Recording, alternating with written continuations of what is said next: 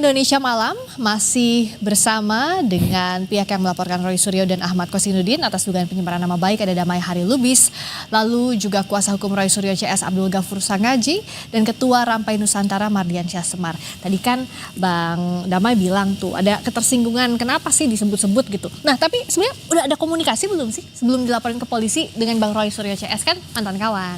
Oke. Terima kasih Mbak Priska ya. Jadi memang tidak pernah ada komunikasi sebelumnya. Tiba-tiba kami tahu bahwa Bang Damai kemudian Bang Egy sudah membuka LP di Polda. Jadi kami tahu juga dari media, kaget juga kami gitu loh Mbak Priska. Padahal ini kan sama-sama teman seperjuangan ini kan. Dahulu sama-sama membersamai gerakan untuk membongkar dugaan ijazah palsu Presiden Jokowi. Tiba-tiba begitu sudah 8 tersangka, 2 tersangka mendapatkan SP3. Kemudian berhenti kasusnya, malah dilakukan laporan ke Polda Metro Jaya gitu. Kaget juga sebenarnya Mbak Priska gitu. Tapi gini Mbak Priska, saya ingin memberikan satu catatan bahwa LP yang disampaikan Bang DHL dan ES, sebetulnya secara hukum ya mereka punya hak untuk menyampaikan laporan ke polisi gitu. Dan bukan hanya mereka, setiap warga negara kan memang kepentingan hukumnya dilindungi. Hanya persoalannya adalah apakah materi yang dijadikan sebagai dasar LP itu tepat nggak secara hukum?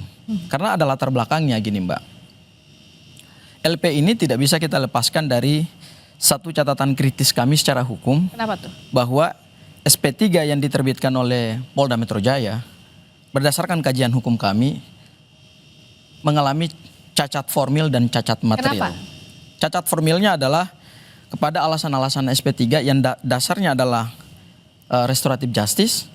Itu setelah kami kaji, sebetulnya belum memenuhi semua persyaratan yang diperintahkan oleh aturan perundang-undangan, baik yang diatur dalam KUHP, Undang-Undang Nomor 20 Tahun 2025, maupun juga diatur dalam Perpol Nomor 8 2021.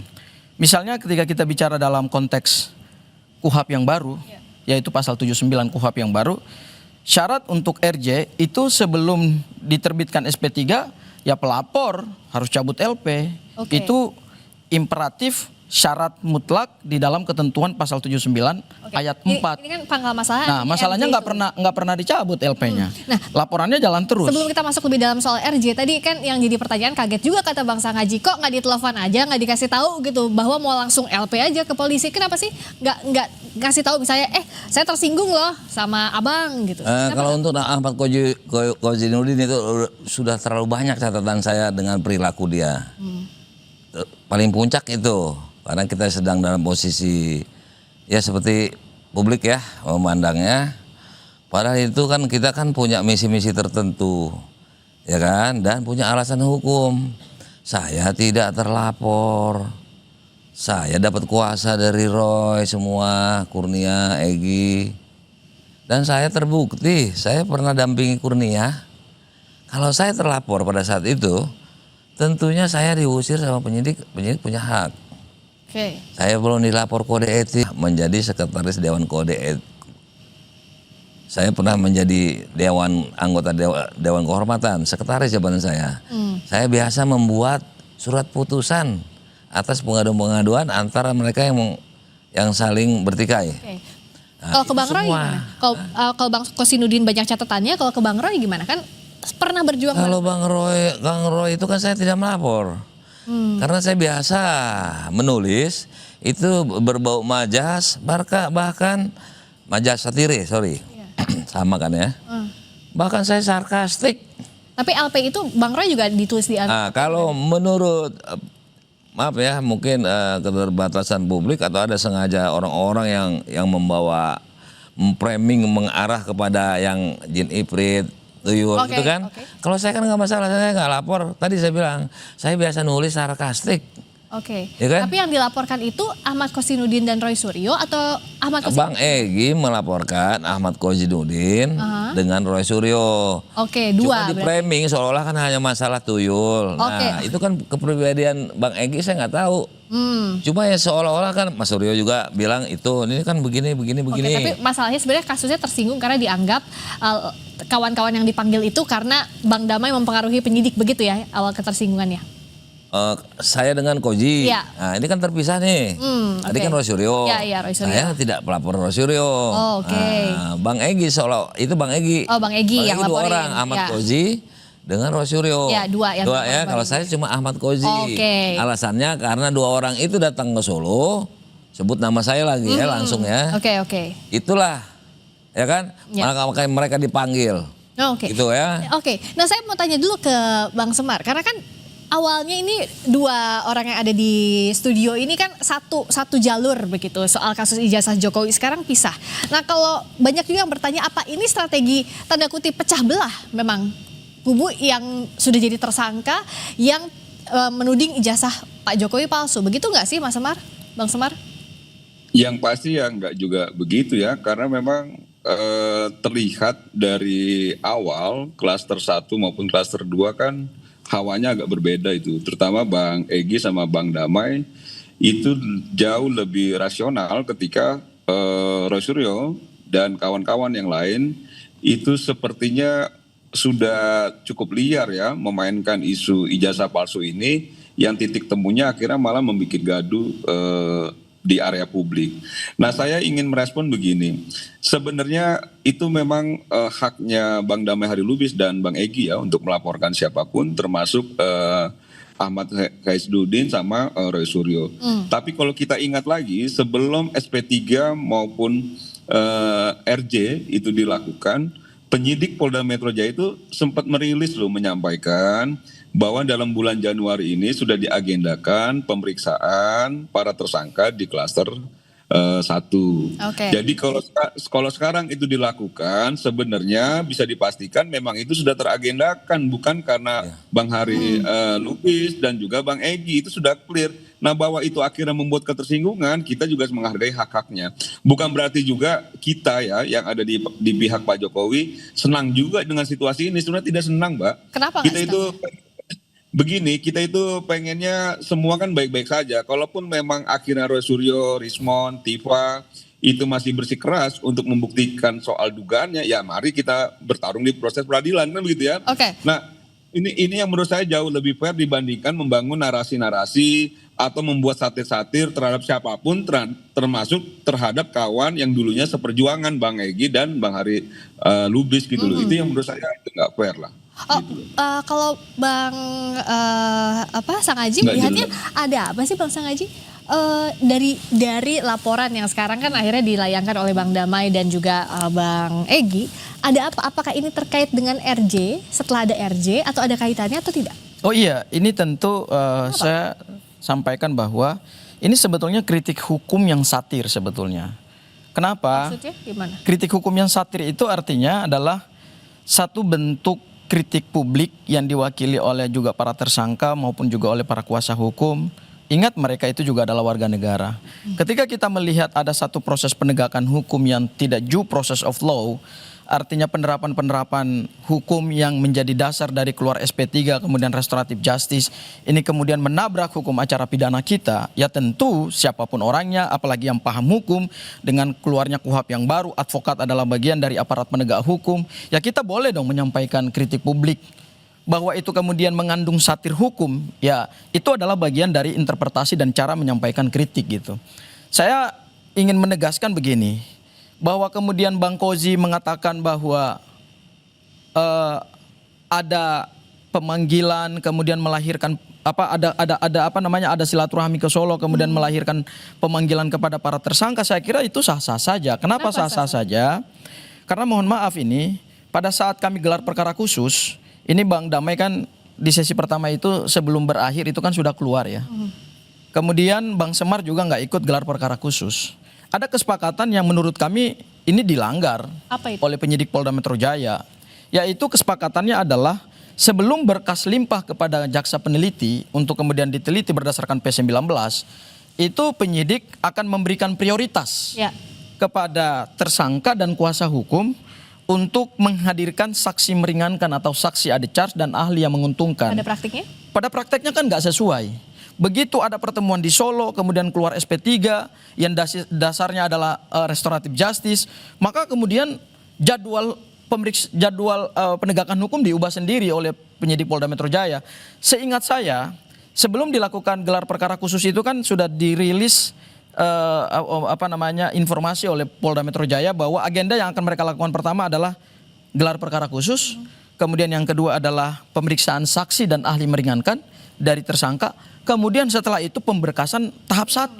Tapi kan yang dilakukan ini enggak. Oke. Ini tiba-tiba langsung di skip agenda pemeriksaan saksi meringankan dan ahli meringankan, langsung dilakukan tahap 1. Apa ini berpengaruh atau tidak, RJ? Ini menurut kami sebetulnya adalah seandainya kritik kami terhadap proses tidak ada penegakan ke hukum. Solo, apakah tersangka ini nggak dipanggil? Coba jawab. Kenapa Bang? Apabila Egy dan DHL tidak ke Solo, apakah para tersangka ini, teman-teman saya, ya, itu tidak akan dipanggil? Oh, kami tidak mengkritik itu. Yang kami kritik Orang bilang karena DHL dan Egy ke sana lah, maka mereka ini dipanggil. Yang kami kritik adalah Bukan kenapa begitu keluarnya SP3 dasarnya restoratif justice yang juga cacat hukum formil dan hukum material itu, kemudian langsung dilakukan pemanggilan terhadap para tersangka dan sudah dilakukan pemberkasan tahap 1. Berarti ini kan nggak sesuai dong dengan kesepakatan yang dilakukan di gelar perkara khusus.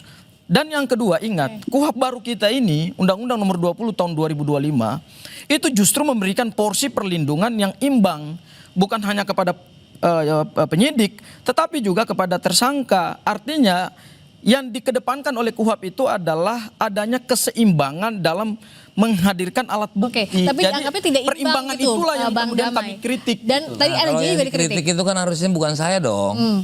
Ini kan permasalahan laporan saya kan. Kalau ini kan mengembang kepada teknis bahwa penyidik itu salah penerapan hukumnya kan gitu. Menurut apa tadi? KUHP Menurut KUHP yang baru. 20 2005 ya. Terus KUHP. Ah, ya kan itu dua ya undang-undang nih. Saya nggak sebut perpol. Tapi seingat saya Bang, mohon maaf, Bang Kozi itu sebetulnya dalam konteks menyampaikan kritik hukum yang satir itu, sebetulnya tujuannya bukan untuk menyerang kehormatan pribadi Bang ES dan Bang Egy dan Bang DHL. Kenapa?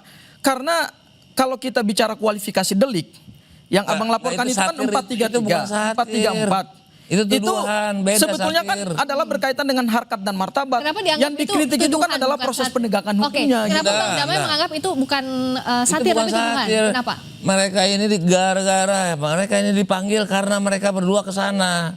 Nah, makanya tadi timbul pertanyaan, apabila kami tidak ke sana, apakah tidak dipanggil? Itu pertanyaan saya. Kalau masa belum waktunya berarti dipanggil. Kan kita juga nggak boleh menerka-nerka.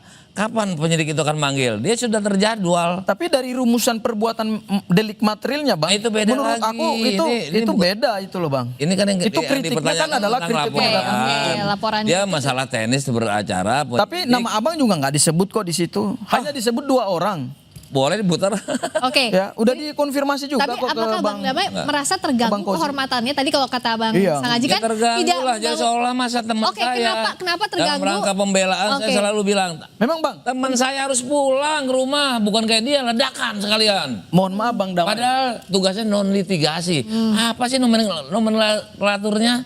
Pemahaman tentang non litigasi itu restorasi justice, ya kan? Damai, musyawarah, ya kan? Dia nggak lakukan, jadi kontradiksi. Oke, nah RJ. Anomali daripada tugas dia. Mohon maaf Bang Damai. Bang Damai buka LP di Polda Metro Jaya. Kebetulan aku sudah lihat LP-nya. Itu kan 3 pasal yang abang laporkan. Pasal 433, 434 sama 27 Undang-Undang ITE. Dia sedang ngupas pasal nih. Ya, sebetulnya secara delik material perbuatan mana sih yang menurut abang dan berdasarkan rumusan ilmu hukum pidana yang disebut pencemaran nama baik itu apa sih batasannya gitu? Nah ini dijawabnya Masa usai hanya jeda mengkritik gitu di aja? Sapa Indonesia Malam nanti ya usai jeda kita akan Disebut itu mencemarkan tadi nama mana baik gitu. pasal-pasal Saya yang belum bisa dianggap siapin mencemarkan aja bela- nanti bela- sabar secara dulu kita banyak. jawab usai jeda di Sapa Enggak, kita Indonesia Malam profesional kami gitu segera loh, Bang. kembali. Bersama Sapa Indonesia Malam ada kuasa hukum Roy Suryo CS Abdul Ghafur Sangaji, pihak yang melaporkan Roy Suryo dan Ahmad Kosinudin atas dugaan pencemaran nama baik, Damai Hari Lubis serta Ketua Rampai Nusantara Mardian Syasmar. Dijawab Bang Damai tadi apa sih pasal-pasal yang dianggap delik di laporannya Gini, Bang Damai? itu pasal itu kan hak saya. Apalagi saya juga kan udah konseling. Sebelum masuk ke situ kan ada ruang konseling. Itu memang difasilitasi oleh pihak Polri ya. Ya. Dalam hal ini Polda Metro Jaya. Jadi kalau beliau bilang nggak tepat, ya sudah nanti mudah-mudahan benar. Nanti kan bisa di drop pasal itu. Dan kan bukan pencemaran aja, ada fitnah, ada yang lainnya saya nggak usah sebutkan ya. Kenapa nggak boleh disebutin? Pasal yang nggak boleh disebutin tuh pasal apa? Maksudnya nanti dia banyak tahu. Emang belum dikasih tahu ke Jadi dia bilang ke Bang cuma Ray? 2 pasal pada 3, bahkan 5. Apa aja tuh? Jadi informasi kurang, nggak tahu dia fokusnya kemana. Enggak bang, aku tahu pasalnya. Nah, jadi kan itu artinya kalau nggak kena pun nggak apa-apa. Oke, fitnah, pencemaran nama baik, terus apa lagi? ITE. Hasut. Kan akhirnya ke fitnah. Ya kan nggak tak, ya kan. Nah, sekarang permasalahannya gini, kalaupun mau mengkritik kan bukan saya selaku pemohon yang punya dasar hukum, dalil-dalil, ya kan. Saya bermohon ya saya diprotes atas keberhasilan saya. Harusnya mereka ini ketika nggak berhasil mundur kayak jadi pengacara. Masih banyak pengacara yang canggih. Iya, kok saya yang disalahin? Kalaupun ya penyidik yang disalahkan karena sistem-sistem yang disebut, lakukanlah upaya hukum. Kok larinya ke saya terus? Saya kan pemohon. Saya kan gembira dong harusnya. Memang wajar. di KUHP yang baru ini kita bisa mengajukan Nah, sekarang pra-peradilan, gini, apa sih undang-undangnya aja nggak usah perkop itu ya, tapi nggak apa-apa. KUHP baru. Perkapori, KUHP baru. Itu cuma pegangan kau. Nggak ada lagi yang lain. Iya dong. Nggak ada lagi. Ya kita kan berpegang Aku kepada ajarin, hukum. aku ajarin. Oke, boleh. Oh, Boleh. dari dulu sampai sekarang nih ya disaksikan ya. Boleh. Nggak pernah nyebut Undang-Undang Nomor 1 tahun 2026. Itu peralihan. Tentang apa itu bang? Nah itu dia, kau Ya, baca enggak, lah. maksudnya Udah bagus gua kasih tahu. Enggak, Undang-Undang Nomor 1 2026 tentang apa, Bang? Tempat lain. Enggak, bukan dia tentang punya. apa? Ya kan ini bukan suatu edukasi Enggak, publik. aku bukan di sini loh bang. Aku Oke, bukan di sini. yang disampaikan apa? Nanti Apa dengerin yang luput? argumentasi dia nih. Oke. Supaya- Dia bilang kan nggak ada lagi cuma itu Oke. kan. Nah saya kasih tahu kau baca itu. Dia Apa? nanya, sekarang lagi nyari nih. Oke. Jangan bilang besok dia tahu. Bang Damai, maksudnya apa dari Itu undang-undang itu? peralihan pengaturan, Oke. perubahan. Padahal dia suka ngomong, tapi dia nggak tahu ada di mana. Nah, Yaitu, gini, Bang. Gini. transitoir. Gini, Kalau ya. saya nggak pakai istilah transitoir, Gini. tapi Yang peralihan. lex Oke. favoris. Sini. Oke. Yang abang sebut itu adalah Undang-Undang Penyesuaian Pidana. Sudah. Ya, beda gini bang. Yang kami Tadi, sandarkan kamu baru berapa detik baca udah mau menerangin aku ngasih tahu kau. Aduh. Oke, gantian. SP3 itu adalah hukum formil. Sandarannya bukan Undang-Undang Nomor 1 2026. Mohon maaf bang. Baca dulu baik-baik, pahami dulu hukum acara Baru pidana aku itu kasih apa. tahu. Lah enggak dong. Ini bukan kaitannya ke situ. KUHP itu kan acara. SP3 itu Ya kan? basisnya restoratif justice itu adalah hukum acara, Ini bukan tentang hukum pidana mati. acara yang lama dengan KUHP yang baru. Saya mau jelasin nggak buat abang? Oke, boleh. Ya ngapain kau baru tahu tadi aku kasih tahu. Pulang lagi mau ngejelasin Saya jelasinnya gini, Pak. Oke, Bang Aneh. Sandi, Saya jelasin gini. Kurasa kalau lebih baik bijak. Gini ya. Kalau nggak sanggup SP3 kan klien mundur lah. Gini. Oke. Masih banyak jago-jago. Hukum pidana itu basisnya 2, hukum acara dan hukum material. Hukum acara itu basisnya adalah Undang-Undang Nomor 20 tahun 2025, KUHP yang lama, Perpol, Perja atau Perma atau Sema. Oke ya, itu clear. Ini nambah Sebentar dulu. kekurangannya lagi. Oke. Yang kedua, hukum pidana material Oke. itu diatur di dalam KUHP Undang-Undang Nomor 1 tahun Yang ingin 2023 Bang yang Sandi- menjelaskan tentang jenis perbuatan pidana mana yang bisa dipidanakan dan dimintai Oke, pertanggungjawaban untuk kasus ini pidana. mana yang relate? Yang kasus ini kita menggunakan ada di sini ada 4 asas. Asas pertama asas legalitas diatur dalam pasal 1 Undang-Undang Nomor 1 tahun 2023 KUHP. Asas kedua yang tadi disebut atas asas transitoir diatur dalam pasal 361 huruf A Undang-Undang Nomor 20 tahun 2025. Kemudian yang ketiga asas lex favoreo itu tidak diatur dalam hukum acara atau undang-undang ini yang abang sebut, itu diatur dalam pasal 3 KUHP, yaitu apabila terjadi suatu perubahan hukum terhadap perbuatan pidana material maka diambil yang paling menguntungkan. Dan yang terakhir adalah asas lex temporis delicti, yaitu berkaitan dengan peralihan hukum terhadap perbuatan pidana yang masih disidik dan belum dituntut secara pidana oleh jaksa penuntut umum, maka menggunakan ketentuan hukum acara pidana yang lama. Oke. Jadi dalam konteks ini ya kita menyandarkannya pada KUHP bukan Undang-Undang Nomor 1 Oke. tahun 2002. Oke. Nah, Logikanya. sebentar Bang. Ya. Saya logika hukum Berdasarkan aja. KUHP Apa? kita yang baru, berdasarkan KUHP kita yang baru dan berdasarkan KUHP Singkat yang dulu, lama biar kita juga, gantian. restoratif justice yang kemudian Oke. melahirkan SP3, mohon maaf kalau kita kaji, cacat hukum formil. Oke, Ya dan kenapa nggak upaya hukum? Nggak selesai. kalau upaya hukum, kalau abang baca pasal 161 KUHP yang baru, mohon maaf bang, terhadap penghentian penyidikan itu nggak bisa dilakukan penghentian penyidikan dengan pra peradilan Emang oleh ilmunya pihak yang banyak tidak kurang. berkepentingan. Dia nggak nguasai ilmu peran serta masyarakat. Oke, kita Kita bicara berdasarkan norma hukum, Bang. Kalau abang kan masih Kalau norma asumsi. tadi kau nggak Coba tahu sebut nomor pasalnya, Bang. 1. Coba Oke. sebut Peran pasalnya. serta Saya pengen masyarakat. dengar. Oke, pasalnya. Dengar tunggu. dulu, peran serta Gimana? masyarakat itu ada di semua Ya, undang-undang. enggak. Kalau pra peradilan kan kita bicara hukum Habis kau acara pidana. hampir 3 tahun pun belum Iya, bisa. enggak lah Bang. Abang sebut pasalnya aja, coba sebut Oke, pasalnya. Bang biar Damai, aku Bang bantah Sangaji, gitu. kita Oke. coba ke Bang Semar dulu, Bang Semar. Oh, Bang Semar. Sebenarnya kalau misalnya dalam kasus ini dengan laporannya Bang Baru Damai, Bang tahu Egy. ngajarin aku Pasal baru baca. 161 KUHP yang baru, Bang. Sambil cari dulu dasar hukumnya di sini, saya ke Bang Semar dulu, Bang Semar. Sebenarnya kalau dengan adanya laporan Bang Damai sama Bang Egy, ini akan menjadikan kasus ijazah semakin berlarut-larut atau enggak sih, Bang Semar? Enggak lah, ya Kenapa? yang pasti kayaknya memang lebih pas kalau Bang DHL jadi pengacara Rosrio dan kawan-kawan itu Oh. lebih memahami. Pak, Cuman Saya. itu Bang Semar. cuman maksud Oke. Bang Semar, seorang pengacara itu kan bukan hanya tugasnya membebaskan seorang klien. Ini itu saya perlu Oke, oke. luruskan. Ya. Oke, Mendorong enggak terus, juga. mendorong Enggak, melawan terus saya sampai di salah. penjara. Abang seorang advokat, abang nggak boleh memungkiri asas dan prinsip seorang Oke. advokat dalam undang-undang Bang Sangaji advokat. gantian dulu ya, Bang Seorang Semar. advokat Eh. itu adalah memperjuangkan hak hukum seorang Oke. tersangka, kliennya maupun seorang terdakwa. Oke. Kenapa nggak boleh RJ kau bilang? Ntar lu, Ya, kau Bang berarti Damai. mau Ya, menghalangi karena klien. Ini kita Kenapa bertiga, bentar Mau lu, saya ke Bang para Semar periksa dulu. untuk Gini, Bang. melakukan upaya Para hukum itu. tersangka, gini Bang Bang, Damai, para Bang Sangaji, tersangka ini kalau misalnya duaan meyakini duaan hasil debat kayak kajian begini nggak akan ilmiahnya kedengeran. bahwa Mohon ijazah maaf nih Pak Joko Bapak-bapak, Widodo bentar, diduga bentar, adalah bentar. ijazah Gantian dulu ke palsu. Bang Semar, Bang Semar Mereka silakan, masih Bang Ya, Semar. Lanjut terhadap dulu tadi. penyidikan itu gitu Tunggu, loh, sabar Bang. dulu, saya gantian ke Bang Semar. Bang menyampaikan Semar. begini. Ya, gimana? Memang Beresin tidak dulu ya, Bang heran Semar, silakan. kalau misalnya pengacara Roy Suryo dan kawan-kawan atau Roy Suryo sendiri itu seringkali menggugat proses hukum tapi Ya. tidak mengambil langkah-langkah hukum untuk melakukan pembelaan hukum itu. Misalnya begini, ketika memang memprotes soal proses tersangka dan sebagainya kan ada prapit dan lain sebagainya. Saya pernah berkali-kali tanya kenapa nggak ditempuh itu gitu loh. Nah sekarang juga kembali menggugat soal apa yang menurut saya jalur hukumnya sudah disediakan, jadi lakukan saja, betul Bang DHL. Kalau memang nggak bersepakat dengan dilaporkan, lakukan jalur hukum itu yang baik. Jadi nggak bukan dan ini juga akhirnya Pertanyaan kita juga saya ke Bang belajar Semar, mohon maaf ya. bahwa tidak bisa Bang Semar orang sembarangan bisa membedakan bicara. apa yang disebut Tidak dengan boleh keharusan, orang pilihan dan sembarangan kebolehan nggak bicara. dalam hukum? Oke, tunggu dulu. Lanjutin dulu, Jadi- Bang Semar.